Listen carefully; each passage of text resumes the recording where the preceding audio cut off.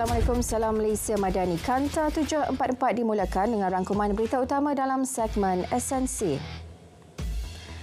Pendaftaran dan tuntutan kredit e-Madani dibuka mulai Isnin ini hingga 20 Februari 2024. Menurut Perdana Menteri Datuk Seri Anwar Ibrahim, tawaran e-kredit tunai RM100 itu akan memberi manfaat kepada 10 juta rakyat yang layak yang melibatkan peruntukan RM1 bilion. Komitmen pelaburan bernilai RM347 bilion berjaya diraih sepanjang lawatan rasmi Perdana Menteri ke luar negara. Ia termasuk misi perdagangan dan pelaburan di negara terbabit antaranya China, Singapura, Korea Selatan, UAE, Arab Saudi dan Amerika Syarikat. Perdana Menteri meminta pengurusan tertinggi ATM menguruskan sendiri aset kelengkapan masing-masing tanpa campur tangan termasuk kerajaan. Langkah itu memandangkan agensi berkenaan sering dilanda masalah berkaitan perolehan. Justru ATM bertanggungjawab sepenuhnya jika terdapat masalah teknikal atau pelaksanaan, manakala Kementerian Keuangan hanya akan berunding dari segi kos aset kelengkapan. Kerajaan akan memberi keutamaan untuk menyelesaikan masalah perumahan yang membelenggu generasi kedua dan ketiga Felda, jelas Perdana Menteri Datuk Seri Anwar Ibrahim. Beberapa cadangan mengenai perkara itu telah diterima dan sedang diteliti untuk tindakan lanjut. Beliau turut memberi jaminan bahawa kerajaan akan terus mengangkat martabat Felda yang menjadi kubu kuat bagi pembinaan masyarakat Melayu. Perdana Menteri Datuk Seri Anwar Ibrahim memuji Petronas yang mampu mempertahan integriti tinggi sejak dahulu hingga kini. Ia dizahirkan melalui prestasi syarikat itu yang mampu memberi pulangan ratusan bilion ringgit kepada negara. Beliau yakin ia selepas mengamalkan pengurusan dan tata kelola yang baik serta cemerlang.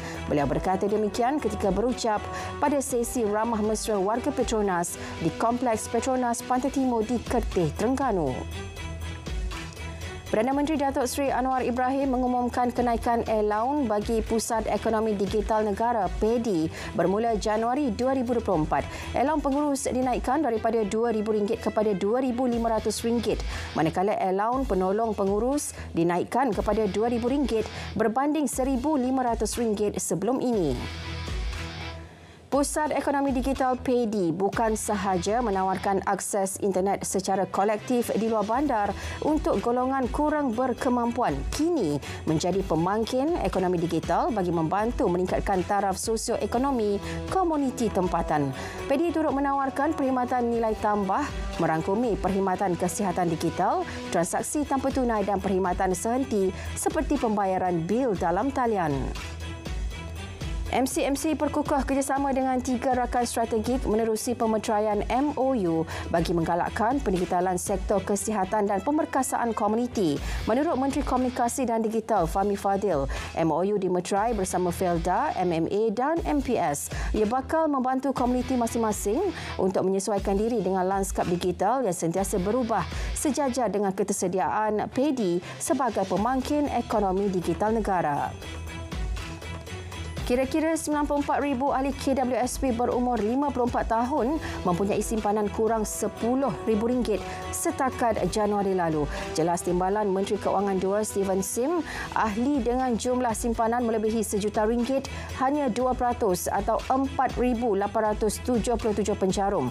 Data itu diperoleh daripada keseluruhan 274,715 ahli bagi kategori umur tersebut. Pada suku pertama tahun ini, 535,000 individu telah membuat caruman secara sukarela melibatkan jumlah keseluruhan caruman RM3.93 bilion. Kementerian Pembangunan Wanita, Keluarga dan Masyarakat KPWKM akan mengadakan program menggalakkan golongan muda berkahwin bagi membantu meningkatkan kadar kelahiran. Menterinya Datuk Seri Nancy Shukri berkata ia akan dilaksanakan tahun hadapan selepas melihat kadar kelahiran yang rendah tahun lalu. Ia juga bagi memantapkan institusi keluarga di samping mengadakan bulan keluarga setiap November untuk menggalakkan silaturahim. Beliau turut menggalakkan kerjasama sektor awam dan swasta bagi memupuk semangat kekeluargaan dalam masyarakat. Susulan runtuhan gudang logistik di Batu Maung, Pulau Pinang, siasatan awal oleh Lembaga Pembangunan Industri Pembinaan Malaysia CIDB mendapati 14 batang tiang rasuk runtuh menyebabkan lantai konkrit runtuh menghempap pekerja. Siasatan dibuat mengikut Seksyen 34B Akta Lembaga Pembangunan Industri Pembinaan Malaysia 1994, Akta 520. Kesemua mangsa yang terperangkap telah diselamatkan. 3 pekerja pembinaan warga Bangladesh maut, 2 lagi mangsa parah dan kini dirawat di Hospital Pulau Pinang. 7,641 kenderaan dikenakan tindakan, manakala 2,936 notis atas pelbagai kesalahan dikeluarkan dalam Ops Patuh Teknikal bersama Jabatan Pengangkutan Jalan JPJ dan Jabatan Siasatan dan Penguasaan Trafik Johor. Antara kesalahan dengan statistik tertinggi mempamerkan nombor pendaftaran tidak mengikut spesifikasi sebanyak 938 kes, manakala kesalahan membabitkan tayar haus berlebihan 186 kes. Lain-lain kesalahan melibatkan kesalahan teknikal seperti pengubahsuaian kenderaan serta penggunaan cermin gelap 1,812 kes. Seorang ahli perniagaan bergelar Datuk antara 5 yang ditahan disyaki terlibat dalam sindiket penyeludupan arak dan pemprosesan dadah bernilai 10.37 juta ringgit. Ketua Polis Johor Datuk Kamarul Zaman Mamat berkata, kesemua suspek berusia antara 26 hingga 54 tahun ditahan dalam 3 serbuan berasingan di sekitar Pasir Gudang dan Johor Bahru. Dalam siri serbuan, polis merampas 7,910 kotak arak tanpa cukai kastam bernilai RM5,538,977.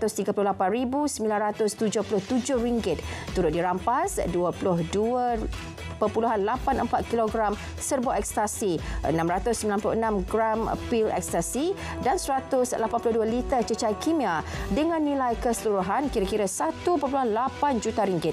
Kesemua suspek kini ditahan reman.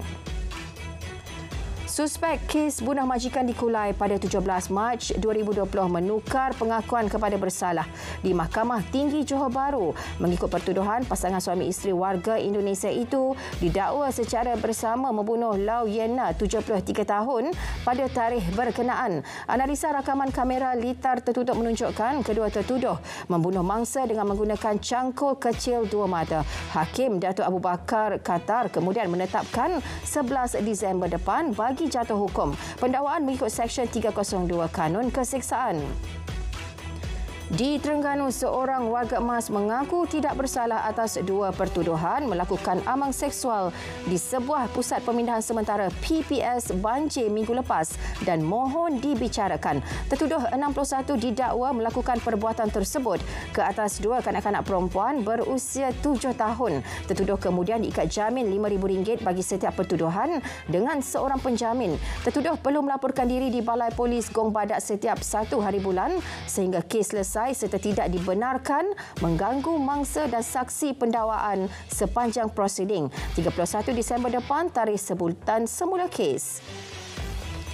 3 lelaki didakwa atas tuduhan merompak barang kemas bernilai 1.4 juta ringgit di Mahkamah Kuala Kangsar. Kesemua tertuduh bagaimanapun mengaku tidak bersalah ketika pertuduhan dibaca di hadapan Hakim Rohaida Ishak. Tertuduh RG Gunaselan, R. Ananda dan A. Adrian Raj Dominic dituduh melakukan kesalahan itu di Jalan Datuk Maharaja Lela, Kuala Kangsar kira-kira pukul 9.40 pagi 6 November lalu. Kesalahan di bawah Seksyen 395 Kanun Keseksaan membawa hukuman penjara maksimum 20 tahun dan sebatan. Sebutan semula kes pada 29 Disember depan. Penyanyi nasyid dan komposer Muhammad Yassin Sulaiman 48 bebas daripada 3 pertuduhan dadah yang dihadapinya. Beliau bagaimanapun diperintahkan ke Hospital Bahagia Ulu Kinta Perak selama tempoh yang diperkenankan Sultan Selangor. Rapid KL menafikan berlakunya letupan atau kebakaran melibatkan sebuah train transit aliran massa MRT laluan Kajang semalam. Rapid KL memaklumkan kejadian itu hanyalah bunyi percikan api berpunca daripada sebuah train bernombor 28. Sebelum itu, train berkenaan dikeluarkan daripada perkhidmatan di stesen Taman Mutiara kerana menyebabkan amaran kepada sistem bekalan kuasa trek MRT di stesen berhampiran. Bagaimanapun, tiada sebarang letupan atau kebakaran berlaku. Kementerian Dalam Negeri merampas 703 jam digital mengandungi audio Al-Quran dianggarkan bernilai RM230,000 dan menahan dua individu dalam serbuan di sebuah premis di Batu Cave, Selangor. KDN dalam kenyataan hari ini memaklumkan serbuan dilakukan bahagian penguasaan dan kawalan susulan jam digital tersebut tidak mempunyai perakuan KDN berdasarkan keperluan di bawah Akta Percetakan Teks Al-Quran 1986. Ringgit dijangka mengukuh pada tahun 2024 dipacu beberapa faktor. Menteri Ekonomi Rafizi Ramli berkata ini antaranya termasuk disiplin fiskal kerajaan dan pertumbuhan ekonomi global. Prestasi ringgit perlu dilihat dalam perspektif lebih meluas. Tambahnya nilai mata wang perlu dibaca dengan pelbagai petunjuk ekonomi lain. Suku ketiga 2023 ringgit menyusut 0.6% namun mengukuh berbanding beberapa mata wang utama serantau seperti yen Jepun, Baht Thailand dan Rupiah Indonesia. Negeri Sembilan menjadi negeri pertama menyediakan pelan pengurusan keuangan madani di negara ini. Ini bagi memastikan belanjawan tahunan disediakan secara mampan, saling menghormati dan ihsan. Menteri Besar Datuk Seri Aminuddin Harun berkata, belanjawan Negeri Sembilan tahun 2024 yang akan dibentangkan pada 1 Disember depan digarap berdasarkan pelan tersebut yang telah diluluskan Majlis Mesyuarat Kerajaan Negeri pada 20 September lalu. Dalam pada itu, Kerajaan Negeri Sembilan optimis mencapai pelaburan berjumlah RM7 bilion tahun ini. Menteri Besar Datuk Seri Aminuddin berkata, negeri itu mencatatkan prestasi pelaburan yang kekal positif pada suku kedua sebanyak RM1.95 bilion. Kenaikan 24% berbanding tempoh sama pada 2022 berjumlah RM1.48 bilion. Proton melancarkan model sedan terbaharunya S70 pada harga bermula RM73,800. Sedan segmen C itu menampilkan 4 varian iaitu eksekutif, premium, flagship dan flagship X. Bagi tahun pertama pengenalannya, pengeluar kenderaan nasional itu menyasarkan jualan sebanyak 3,000 unit sebulan. Setakat ini, sedan berasaskan reka bentuk Geely M Grand itu menerima kira-kira 1,200 tempahan dan dijangka meningkat menjelang akhir tahun ini.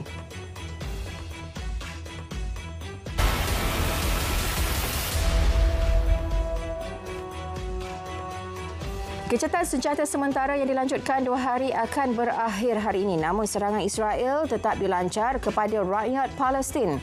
Terbaharu 3 dilaporkan terbunuh manakala beberapa lagi cedera ketika cubaan menghalang penduduk utara kembali ke kediaman asal mereka. Selain mengorbankan nyawa mangsa, serangan kejam tentera Israel turut menjejaskan 300,000 kediaman penduduk Gaza. 50,000 daripadanya musnah sepenuhnya. Premis lain yang diserang termasuk sekolah dan fasiliti kesihatan. 160 mayat rakyat Palestin ditemukan dalam tempoh 24 jam lalu di bawah runtuhan dan jalan raya sekitar semenanjung Gaza. Penemuan kesemua mayat itu menjadikan angka kematian akibat serangan Zionis sejak 7 Oktober lalu meningkat kepada lebih 15,000 orang. Ia membabitkan lebih 6,150 kanak-kanak selain lebih 4,000 wanita. Dalam pada itu, 2 remaja Palestin maut dalam serbuan berterusan rejim Zionis di Bandar Jenin dan kem pelarian sekitarnya. Insiden berlaku Isnin lalu sehari sebelum bermulanya gencatan senjata. Sementara 2 hari, rejim menyerang guna bom tangan dan gas pembenih mata mengakibatkan beberapa penduduk sesak nafas. Dalam pada itu, Malaysia menyertai majoriti negara anggota PBB menggesa gencatan senjata yang berkekalan. Menteri Luar Datuk Seri Dr. Zamri Abdul Kadir menegaskan ini bagi mengelak lebih ramai terkorban. Datuk Seri Dr. Zamri menegaskan ketika menyampaikan kenyataan negara pada mesyuarat pleno sesi ke-78 Perhimpunan Agung PBB mengenai situasi di Asia Barat. Putera Monaco, Putera Albert kedua berangkat ke Singapura selepas mengakhiri lawatan negara 4 hari ke Malaysia. Pesawat khas membawa baginda berlepas dari Kompleks Bunga Raya KLIA Sepang. Terdahulu, baginda memeriksa kawalan kehormat terdiri daripada 24 pegawai dan anggota Batalion Pertama Regimen Ranger Diraja. Kanta 744 berakhir di sini. Dari sungai ke segara, Palestin pasti merdeka. Malaysia Madani, tekad perpaduan penuhi harapan. Assalamualaikum.